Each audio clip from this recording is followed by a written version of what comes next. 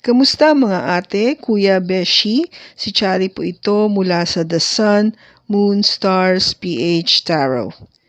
Ipapaalam ko lang po na ito po ay isang general read o pangkahalatang pagbabasa at maaring hindi lahat ay magtugma sa inyong sitwasyon.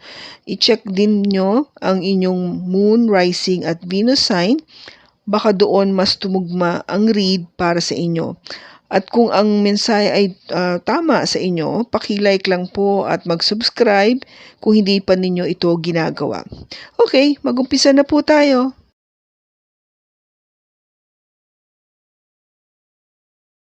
Hello po mga ate, kuya, beshies. Kamusta na po kayo? Dito ulit ako si Chari para gumawa na another reading, and this is for the sign of Sagittarius, Sun, Moon, Rising, and Venus. And of course, welcome po yung mga cross-watchers ni Saji at ang mga bago po nating mga viewers. Tignan po natin ngayon kung ano yung magandang bagay na parating pagdating po sa inyong kaperahan, trabaho, negosyo, or career, at sa iyong pamilya, at sa iyong pag-ibig. Okay? Dragonfly. Love call. Abundance.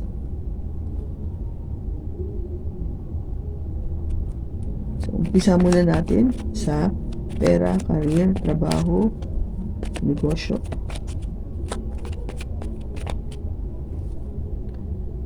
Strength. The Page of Wands. The Ten of Pentacles. The Hierophant. And the King of Pentacles. Bottom niya is the Tower. Okay, Saji, ang first card mo dito pagdating sa money matters, sa career, no, business. Ang strength card dito, sinasabi niya is huwag kang hinaan ng loob, no? Be strong, be courageous, maging matapang. Lakasan ang loob. Kung ano man yung ginagawa mo ngayon, sige lang, tuloy-tuloy lang.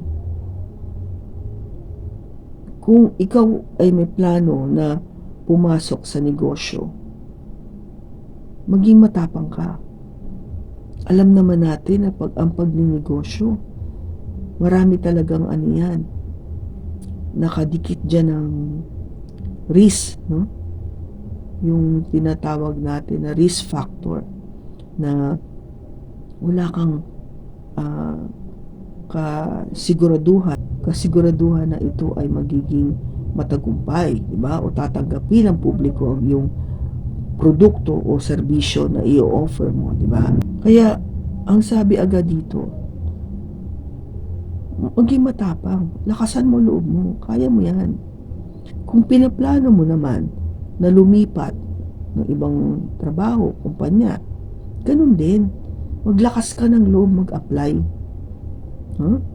Kung lalo na kung matagal ka nang hindi na kapag-apply, sabihin matagal ka na sa trabaho mo ngayon, syempre, kung wala kang practice pagdating sa pag-i-interview, di ba? O pagkaroon ng testing, di ba? Kasi dadaan ka dun sa proseso na yun, di ba? Yun yung ginagawa ni HR. Syempre, kakabahan ka kasi kung matagal ka nang hindi mo ginagawa yun. Kaya nga sabi sa'yo ni God, universe, nila angel, kaya mo yan, tapangan mo, lakasan mo loob mo, diba? Ito yung mensahe sa'yo, Saji. Message of what? A passion. Yung ginagawa mo o yung gagawin mo, be passionate about it. No? Hindi ka lang matapang o lakas ng loob, kundi very passionate ka din sa yung pinaplano o gagawin. Kasi ang future dito is yung kaligayahan mo o yung talagang minimithi mo na dumami pa ang pera mo, maging mas stable ka, baka eventually kung single ka, dito mo mamimit yung iyong mapapangasawa, yung ganon. O you will be building your legacy. Yung tipong, ito na ang pag-umpisa o hudyat ng ang aking legasiya pagdating ng panahon sa aking negosyo, di ba? O kaya sa paglipat ko sa kumpanya na to na mas ako ay nabigyan ako na mas magandang opportunity o pagkakataon na magkaroon ng mataas na posisyon, no? I'm being recognized for my skills and my intelligence, yung mga ganun. And you know very well that yung dala mo, what you have, is something that is long-lasting. Pang matagalan, no? This is the Hierophant. It symbolizes institution. Something na talagang of all, yung tipong tradition, matagal na. No? Yung pang matagalan na tipong nangyayari o ginagawa palagi. And you will be very stable and secure, and talagang ipapakita mo that you are the King of Pentacles pagdating dito sa iyong career at negosyo. Makakapag-ipon ka, very logical ka pagdating sa pagtatrabaho, pagninegosyo, no? Everything seems to be running very smoothly. Something na hindi mo ina-expect with the Tower. Hindi mo talaga naisip, hindi mo inaasahan na bigla. Parang, wow, talaga, mangyayari ito. With Dragonfly, ang Dragonfly po ay tutubi na tinatawag natin sa Tagalog.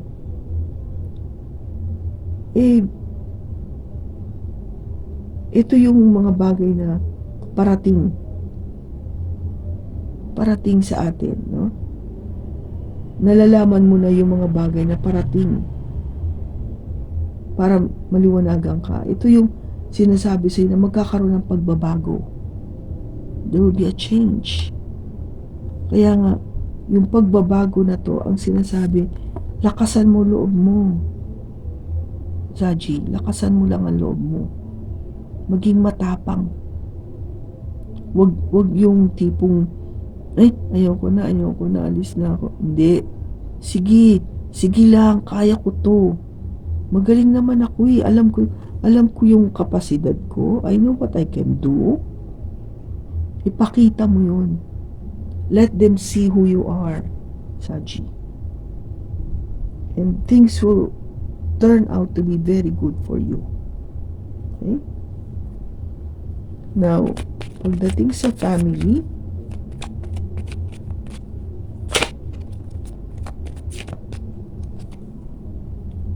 the Hangman, the Magician, the Seven of Wands, the Ace of Cups, and Judgment. Bottom niya is the Five of Swords. Okay, so pagdating sa pamilya, Saji, parang walang nangyayari. Ano man ito, take it as it resonates, kung ano man yung sitwasyon nyo, walang nangyayari. Walang kilos, walang developments, walang aksyon. Kaya, kung ano man yun na iniintay-intay mo na mangyari o may magkaroon na aksyon o paggalaw, nagmamanifest kayo. You are manifesting. You are praying. No, sana po mangyari to. Kasi kung defensive kayo. No? You are very protective of your family. You are making sure na talagang walang aapi, walang manggugulo, no? Sa pamilya. because of this love, no? This love for your family. And you wanted to have this parang second chance, no? Pangalawang pagkakataon with this love sa pamilya. If this is something to do with kung nagkahiwalay man kayo, o hindi kayo, meron kayong parang hindi pagkakaintindihan, kaya medyo parang walang movement, no? Sana maging maayos na. Maging maayos na kami. Magkaroon ng panibagong pagmamahalan within the family. No? Magbuklod-buklod muli kami nga alang-alang sa pag-ibig namin sa isa't isa. Alang-alang sa aming pamilya. And you're praying, you're manifesting, no? You're praying for this second chance, this to be given to your family, this second chance of new love, no? Panibagong pag-ibig o bagong sama, no? Na mabuklod muli kayo, maging maayos at hindi ganito na parang pakawarin mo yung ikaw lang ang nagtagumpay pero yung iba hindi. Alam mo yun, na tipong mas maganda kasi syempre kung lahat ang pakiramdam ay oo, nagtagumpay tayo lahat dito dahil meron tayong bagong pag-ibig sa isa't isa. No, we have this new love for each other as a family. Okay? Ano ba sinasabi dito? Love call. May mag-i-express kasi ng pagmamahal. No, maybe yung parents mo na matagal mo na hindi nakakausap, tatawag, anak, kamusta ka na? Alam mo, namimiss ka namin. Or sabihin natin na ikaw, makakatanggap ka ng tawag sa anak mo na matagal lang malayo sa'yo. Mama, Papa, kamusta ka na? Sana magkita tayo. Lalo na magpapasko na eh. Ganon, naiyak tuloy ako Parang medyo malalim ito This is really thinking. No? Iniisip mo kasi yung loved ones mo. Iniisip mo yung pamilya mo. Kaya katatawag. Kasi andun yung andun yung feeling of loneliness. Andun yung feeling of longingness. No? You wanted to talk to them. You wanted to feel that there is still a family within you. No? May pamilya pa rin. So, kung pinaplano mo na makipag-communicate, tumawag, makipagkasunduan, huwag nang patagalin. Gawin natin. Napakabuti po nun. Yun ang magiging umpisa ng pagmamahal. Muli. No? Second chance. Para wala na tong away-away o defensive na to. Okay? So, tingnan natin. Pagdating sa pag-ibig, Saji,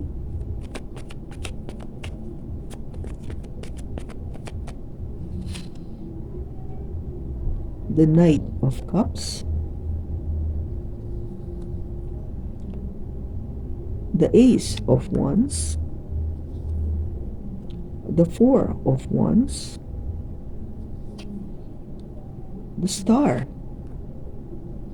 and the Fool. Bottom niya is the Knight of Wands. Ngayon, Saji, pagdating sa pag-ibig o relationship, may nag-offer kasi ng love sa'yo. Okay? Yan. Parating na o dumating na nag-offer ng love sa'yo. At nakita mo na itong love na to o nag-offer ng love to is really pagsasabi sa'yo na wow, meron akong kung ba this would come out to be o posible na magtungo ito sa panibagong passionate relationship. Something very romantic talaga. A romantic relationship. And hopefully, it will end up to be a proposal na magkaroon ng mag-lead into proposal, wedding proposal. Kasi yun naman yung wish mo di ba? Pagdating sa love, wish mo ito, Saji. Kasi para sa'yo, pag nagkatupad ito, natupad ito, no? This wish, this prayer, this manifestation, talagang you will take that leap of faith, no? As in, gagalaw ka na agad, action na to. Susubukan ko to. Hindi ako matatakot. Magbabakasakali ako dito sa offer of love na to. Ganun. Ganun siya. Pero, dapat, ang sinasabi dito, tignan mo rin, huwag kang padalos-dalos, no? Ito kasi, padalos-dalos yung action nito. Sige na lang, parang gano'n. Kasi, ang sinasabi dito is the Knight of Wands.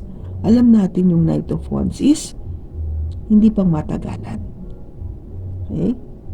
So, ito yung tipong, oo, nag-offer siya ng love, enjoy, masarap kasama, pero hindi siya magtatagal. Kasi siya yung enerhiya na palipat-lipat sa iba-ibang tao o relationship. Okay? Kasi doon siya nag-enjoy mas gusto niya yung maraming ganun kaysa ikaw lang. Okay? So kung naghahanap ka ng loyalty, continuity, hindi siya yon. Okay? Hindi siya yon. So, I'm just saying, oo, may mag-offer of love, na nakikita mo very passionate itong new beginning na to that might lead to a wedding proposal, which is a dream come true for you. So you will be parang pushed to really take that risk, take that chance with this person. But be mindful that this person is not yung tipong the marrying type. Hindi siya yung pang kasal. Yung tipong ganun. And we're saying here abundance, no? Masaya ka dito sa mamimit mong love. Kasi wish fulfillment nga Guga ba natupad yung gusto mo? Wow, nakamit ako ng person na nag-offer ng love sa akin. Gusto ko naman kasi may pagka-passionate, romantiko, you know. And eventually, nakikita ko na baka siya na o kami na, no? Eventually, mag-propose sa akin. Pero, sabi ko nga, hindi siya yung pangmamatagalan. Hindi siya yung pangmatagalan. Kaya, ano ka lang, be positive about this that you met this person, but be mindful as well na pag-aralan mo muna siya mabuti. Kung siya ba talaga yung nauugma sa'yo, no? Sa energy mo. Ano pa yung message natin para kay Saji? Angel?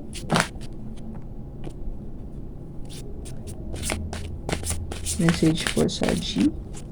Angel? Perfect timing. Okay? Perfect timing. So, kailangan ng perfect timing para magawa ito o mangyari ito. Okay?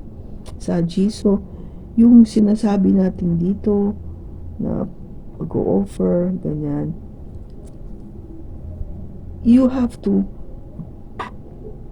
kung gama parang be aware about yung perfect timing. Kasi yung perfect timing dito, kung titignan mo, si God ang nag-orchestrate niyan. Okay? Siya lang ang nagsasabi kung kailan, saan, paano ito mangyayari.